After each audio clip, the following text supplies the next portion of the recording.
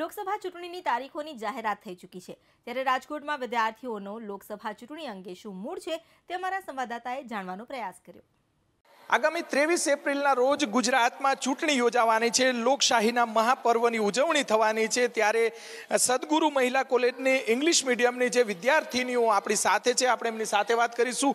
ખાસ કરીને આ વખતે યુવાનો છે તે નિર્ણાયક સાબિત થવાના છે કોઈ પણ રાજકીય પક્ષને ચૂંટાવવા માટે, અને તેમના મતો પણ નિર્ણાયક થવાના છે. કેમ કે ભારત દેશ છે તે યુવાનોનો દેશ છે, સૌથી વધારે યુવા વર્ગ છે. ત્યારે બેન, શું કહેશો, 5 વર્ષ દરમિયાન જે પ્રધાનમંત્રી મોદી છે તેમની કામગીરીને કઈ રીતે આપ જુઓ છો, અને કયા કયા પ્રશ્નો હજી અત્યારે જોવા મળી રહ્યા છે? આ મોદીના 5 વર્ષ જે એમને વિતાવ્યા પીએમ તરીકે, તેમણે ઘણા બધા દેશોને મળ્યા, ઘણા બધા દેશોને રિક્વેસ્ટ કરી કે તે આપણા દેશમાં આવીને કોઈ પણ કંપની સ્ટાર્ટ કરે, તો તેને લીધે રોજગારીમાં ઘણો ફેર પડ્યો છે. આપણો જે ડેવલપમેન્ટ રેટ છે ઊંચો ગયો છે. તો મોદી માટે ખૂબ જ સફળ રહ્યો છે પીએમ તરીકેનો આ 5 વર્ષ. તો આ 90% તો એવું જ લાગે છે કે આ આગામી 5 વર્ષમાં પણ મોદી જ આવશે. ચોક્કસ. તમે બેન કઈ રીતે જુઓ છો, મહિલાઓના કયા કયા પ્રશ્નો જોવા મળી રહ્યા છે, અથવા તો યુવાનોના કયા કયા પ્રશ્નો છે? મહિલાઓ માટે તો ઘણું મોદીજીએ ઘણું બધું કર્યું છે, પણ હજી જો મહિલા માટે કરે તો મહિલાઓ આગળ આવે. ખાસ કરી છોકરીઓ માટે, છોકરીઓને અમુક જગ્યામાં હજી એવું છે કે છોકરીઓ બહાર નથી નીકળી શકતી, એના માટે હજી પણ મોદી દે તો વધુ સારું રહેશે. ચોક્કસ. અન્ય બહેનો પણ આપણી સાથે છે. તમે બેન કઈ રીતે જુઓ છો આ સરકારને, અથવા તો રોજગારી એનો વિપક્ષ મુદ્દો ઉઠાવી રહ્યો છે? ખરેખર લોકોને રોજગારી, યુવાનોને રોજગારી મળે છે ખરી? હા, જેવી રીતે છે એ મોદી સરકારે બીજા બધા કન્ટ્રીઝ સાથે છે એ મિત્રતા કરી છે. બધા કન્ટ્રીઝ છે એ આપણામાં આવીને ઇન્વેસ્ટમેન્ટ કરે છે, તો રોજગારી વધી જ છે. અને સાથે સાથે છે એમના નવા પ્રોજેક્ટ અત્યારે ચાલી રહ્યા છે, એના કારણે પણ છે એ રોજગારી બધાને મળી રહી છે. જેવી રીતે આ બુલેટ ટ્રેન છે, એમાં જે રોજગારી બધાને મળી રહી છે. અને વિદ્યાર્થીઓ માટે તો એમણે ઘણું કર્યું છે. એમને એડમિશન માટે જે એક્સ્ટ્રા અમાઉન્ટ લેતા તે ઓછી કરાવી છે, ફીઝમાં તેમને ઘણું બધું ઓછું કરાવ્યું છે. તો મોદી સરકારનું આ 5 વર્ષ છે એ એમના સફળ થયા છે. યુવાનોને રોજગારી મળે છે બેન કે નથી મળતી? હજી પ્રશ્નો છે રોજગારીના? હા, એમ તો મળે જ છે. એના ઘણા બધા પ્રયાસ કર્યા છે બધી જગ્યાએ. એમ તો નવી કંપની સ્થપાય છે અને રોજગારી મળે છે. અને મેઇન તો સરકારી નોકરી મળે છે નહીં, રોજગારી મળે છે. અને હમણાં તો સર્જિકલ સ્ટ્રાઇક માટે એમને હા પાડી દીધી, એટલે સામે હુમલો કરવાની આપણે કરી શકીએ. આપણા કેટલા બધા સૈનિકો શહીદ થઈ ગયા, એના બદલે હવે આપણે ઘણા એમને પણ. ચોક્કસ. તમે બેન, સર્જિકલ સ્ટ્રાઇક થઈ, તમે કઈ રીતે જુઓ છો? પાકિસ્તાનને જવાબ આપ્યો, એને કઈ રીતે જુઓ છો? મોદીએ સારો જવાબ આપ્યો છે, અને રાહુલ ગાંધીના સમયે પણ એ થયું હતું, પણ મોદીએ તરત જવાબ આપ્યો છે. અને આપણા સૈનિકોને પણ ઘણી હેલ્પ કરી છે, અને એના પરિવાર માટે પણ એ લોકો મોદીએ ઘણું કર્યું છે અને કરી પણ રહ્યા છે. ચોક્કસ. બેન, સૌથી સારી કામગીરી અથવા તો સૌથી મોટો પ્રશ્ન કયો છે અત્યારે? સૌથી મોટો પ્રશ્ન તો મોસ્ટ ઓફલી જોબનો છે. ફ્રેશરને ક્યાં જોબ મેળવવી, અને એની ઇન્કમ છે બહુ જ ઓછી છે. ગમે ત્યાં મોસ્ટ ઓફલી જેટલી ઇન્કમ છે સામે એટલું ઇકોનોમિક્સમાં બધામાં ભાવ વધારો ને એ બધું બહુ જ છે. એટલે એનો એ સૌથી મોટો પ્રશ્ન છે કે વૈધી છે એવું માનો? થોડીક વૈધી છે. એ પ્રમાણે સેલેરી નથી મળતી બધા યુવકોને. થોડી સેલેરી બધી ઇન્ક્રીઝ થાય તો પછી એ બી ઇન્ક્રીઝ થઈ જશે. 10% અનામત જાહેર કરી છે સરકારે, એનો લાભ મળશે કે નહીં મળે? એ તો મને નથી ખ્યાલ 10% અનામતનો તો.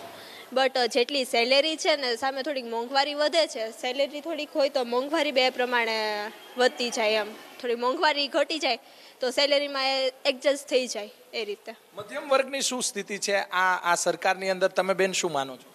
મધ્યમ વર્ગની તો આમ તો સારી સ્થિતિ છે, આમ ઘણો બેનિફિટ મળે છે એ લોકોને. તમે શું માનો છો? મધ્યમ વર્ગની શું સ્થિતિ છે? પહેલાં કરતાં અત્યારે મધ્યમ વર્ગની સ્થિતિ સારી જણાય છે. જેવી રીતે રોજગારીમાં જેમ રીતે બેનિફિટ થયો છે, એ રીતે સેલેરી અને જે કામગીરી છે એ પણ વધી છે. એટલે આ સફળ થયું છે મોદીના 5 વર્ષ. ચોક્કસ. રોજગારી મળે છે અત્યારે કે નથી મળતી? સરકારીમાં પણ રોજગારી મળે છે અને પ્રાઇવેટમાં પણ રોજગારી મળે છે. એટલે સફળ થયા છે 5 વર્ષ. આગામી 5 વર્ષોમાં પણ મોદીજી આવે એવું 90% લાગે જ છે. ચોક્કસ. તમે બેન શું માનો છો, જે યુવાનોને રોજગારી મળે છે કે નથી મળતી? આપણા દેશમાં અનએમ્પ્લોયમેન્ટનું પ્રમાણ તો ખૂબ જ વધારે છે. એને કંટ્રોલ કરવા માટે મોદીજી પોતાના પૂરા પ્રયાસ કરે જ છે અને અમુક ટકા સફળ પણ થયા છે. પણ ઓમ પૂરેપૂરું હજી થયું નથી એમ. અને જો 5 વર્ષ હજી મોદીજી ટકશે તો ચોક્કસપણે અનએમ્પ્લોયમેન્ટ ઘટશે જ. મોદીજી ફરીથી શું એને એવી કામગીરી કરી? એના કામગીરી કોંગ્રેસ કરતાં તો હું માનું છું ત્યાં સુધીમાં સારી જ છે. કેમ કે કોંગ્રેસ હતી ત્યારની સ્થિતિ શું હતી દેશની અને અત્યારે ભાજપ છે તો દેશની સ્થિતિ શું છે, જો એને બે કમ્પેર કરીએ તો એવું લાગે છે કે ભાજપ જ આવશે. જીએસટી નોટબંધીની કોઈ અસર જોવા મળી રહી છે? પણ એ ઓમ બધા માટે તો ખરાબ નથી જ ને એમ. જેના માટે બ્લેક મની ને એવું બધું છે એના માટે જ ખરાબ છે, બાકી બધા માટે તો સારું જ છે ને એમ. ચોક્કસ અન્ય બહેનો પણ આપણી સાથે છે, આપણે બહેનો સાથે વાત કરીશું. બેન, શું માનો છો સૌથી મોટો પ્રશ્ન કયો છે આપણે રાજકોટની અંદર? રાજકોટની અંદર તો આમ તો જોવા જઈએ તો બેરોજગારીનો છે કે યુવાનોને રોજગારી પૂરતા પ્રમાણમાં નથી મળતી. મળે છે, વધી છે, પણ જેટલા પ્રમાણમાં મળવી જોઈએ એટલી હજી નથી મળી. એટલે હજી થોડાક પ્રયાસો કરવા જોઈએ રોજગારી મળે એના માટે. ચોક્કસ તમે બેન શું કહેશો, શું પ્રશ્ન છે, સૌથી મોટો પ્રશ્ન શું છે? મારા મત પ્રમાણે હાલમાં મોંઘવારીનો પ્રશ્ન સૌથી દિવસે ને દિવસે વધી રહ્યો છે. શિક્ષણ મોંઘું થયું છે કે સસ્તું થયું છે? શિક્ષણમાં દિવસે ને દિવસે વધારો થતો રહે છે. મોંઘવારીમાં શિક્ષણમાં ફૂલ વધારો થાય છે. અન્ય વસ્તુઓ નોટબુક્સ અથવા તો જે ટેક્સ્ટ બુક એમાં કોઈ વધારો થયો છે કે નથી થયો? શિક્ષણની લોટો બધી જ બાબત અંગે શિક્ષણના ખર્ચમાં વધારો થતો જ જાય છે. તમે શું કહેશો, શું પ્રશ્ન છે બહેનોનો, શું પ્રશ્ન છે રાજકોટ અથવા તો સૌરાષ્ટ્રમાં, શું લાગે છે? અત્યારે રોજગારીમાં વધારો થયો છે, તેથી બેરોજગારી પણ વધી રહી છે. એની સામે બહેનોને પણ ઘણી મોંઘવારી નડે છે. અને એઝ અ ગર્લ તરીકે હું એમ કહેવા માગું છું કે શિક્ષણમાં ઘણો બધો વધારો થયો છે, ઘણી મોંઘવારી થઈ છે, તો એની સ્કીમ બહાર પાડવી પડે, સ્કોલરશિપ આપવી પડે. ચોક્કસ તમે બેન શું કહેશો, અત્યારે સૌથી મોટો પ્રશ્ન અથવા તો સૌથી સારી કામગીરી તમને શું લાગે છે મોદી સરકારમાં? તમે બેન શું માનો છો, સૌથી સારી કામગીરી અથવા તો સૌથી મોટો પ્રશ્ન, બંને વાત કરો. અત્યાર સુધીમાં તો ઘણું સારું છે. મોદી સરકારને હજી 5 વર્ષ મળશે તો હજી ઘણું સારું થઈ શકે છે. અને સ્વચ્છતા અભિયાનમાં હમણાં ઘણું જોવા મળે છે. આજકાલમાં બધી સ્વચ્છતાઓ હોય છે, પછી શૈક્ષણિકમાં બધેમાં અત્યારે સારું હોય છે. મોંઘવારી બહુ વધી ગઈ છે, બેરોજગારી બહુ વધી ગઈ છે અત્યારે હમણાં. મધ્યમ વર્ગને તકલીફ પડે છે મોંઘવારીથી, શું તકલીફ પડે છે? મધ્યમ વર્ગમાં ઘણી બધી તકલીફો પડે છે, જેમ કે શૈક્ષણિક બધી વસ્તુમાં ને એમાં. કોણ લાગે છે આ વખતે, કોણ ભાજપ આવશે કે કોંગ્રેસ, મોદી આવશે કે રાહુલ? મોદી. તમે શું કહેશો, કોણ આવે એવું લાગે? મોદી સરકાર. ભાજપ સરકાર. તમે બેન શું માનો છો, કોણ આવે એવું લાગે છે આ વખતે? મોદી સરકાર. ભાજપ. મોદી સરકાર. તમે શું માનો છો બેન, કોણ આવે એવું લાગે છે, રાહુલ ગાંધી કે નરેન્દ્ર મોદી? ચોક્કસપણે મોદી સરકાર જ આવશે ફરી વખત. એમ કે જે એમને કામ કર્યા છે, શરૂઆતમાં બધાને જીએસટી ખૂબ જ એવું લાગ્યું કે મોંઘવારી એકદમ વધી ગઈ છે, પણ તમે જે 30-32 વર્ષથી જે કરપ્શન કરો છો તો એમને કાઢવા માટે કંઈક કડક પગલાં તો લેવા જ પડશે. અને સ્ટાર્ટિંગ કોકે તો કરવું પડશે, તો તે મોદીએ કર્યું છે, તો આગામી 5 વર્ષમાં પણ મોદી જ આવશે. ગ્રામ્ય વિસ્તારના ઘણા બધા પ્રશ્નો છે, ગામડાના લોકો આપશે મત એવું લાગે છે આપને?